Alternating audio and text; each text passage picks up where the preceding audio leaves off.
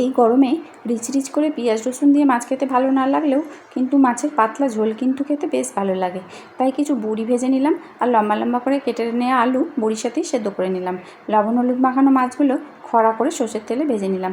এখন ওই তেলেই দিয়ে দিলাম পাঁচ ফোড়ন আর মেথি ফোড়ন। ফোড়ন থেকে যখন সুগন্ধ উঠতে লাগলো তখন কেটে নেওয়া আম এর মধ্যে দিয়ে দিলাম। আম পড়লে কিন্তু মাছের ঝোলের টেস্ট আরও বেড়ে যায়। লবণ হলুদ দিয়ে আমগুলো ভেজে নিলাম। আম ভাজা হয়ে গেলে এর মধ্যে দিয়ে দিলাম সেদ্ধ করে নেওয়া আলু। আলুটা খুব ভালো করে ভেজে নিলাম, চেরা কাঁচা লঙ্কাও দিয়ে দিলাম।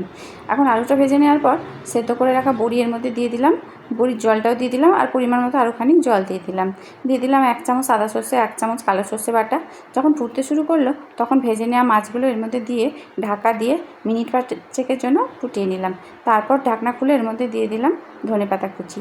এই আম ঝোল গরমে খাওয়াও ভালো, খেতেও ভালো।